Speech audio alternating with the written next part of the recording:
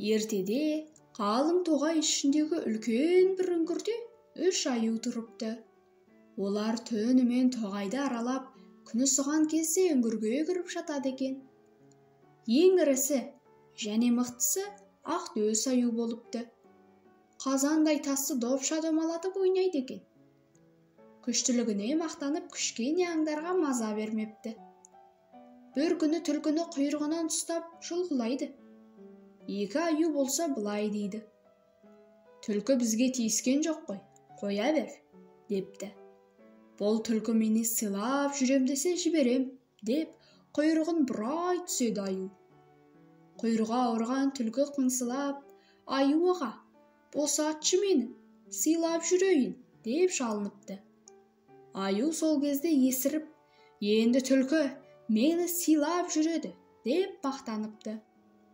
Тағы бірде қасқырды ұстап алып, аяғын мытып, құлағынан жұлқылап, босатпай есін шығарады. 2 аю тұрып: "Қасқыр бізге тиіскен жоқ қой", депті.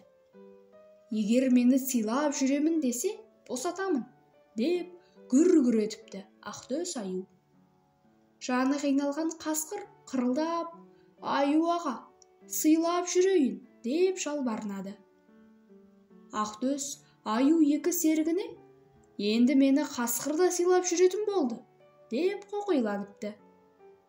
2 аю: "Сені бұдан бұлай түлкі мен қасқыр жек көреді және ешқашан сыйламайды. Өйткені сен оларға күш көрсетіп жәбірледің", депті. "Жоқ, сыйлайды", деп екіленіпті Ақтөс аю.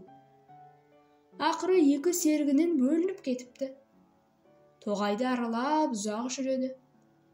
Bir уақытта әлгі өзі жәбірлеген қасқыр бір топ ұяластарымен Ақтөс аюдың алдынан шығыпты.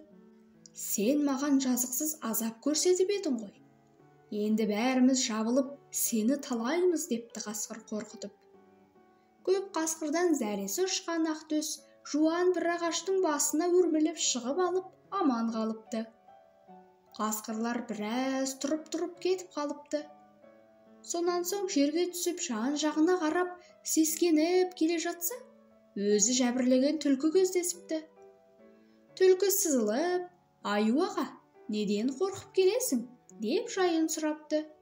"Көп қасқырдан қашып келемін", депті Ақтөс аю ентігіп. "Онда жылдан бері қарай жүр. Жаңа мына жақтан қасқырлар көрініп еді", дейді түлкі жол көрсетіп. Түлкі нұсқаған жаққа тұра қашқан аю күмп беріп батпаққа түсіп кетеді. Түлкі аюдың қасына келіп сықылықтап күледі де: "Сен ана жолы маған жазықсыз жәбір көрсетіп едің. Сол үшін сазайыңды тартқызғым келді", деп кетіп қалады. Ми батпаққа батқан Ақтөс аю әуреге түсіп, өліп талып әрең шығады. Шаршап шалдығып, сүмірейіп қайтадан үңгірге оралады. "Саған не болды?"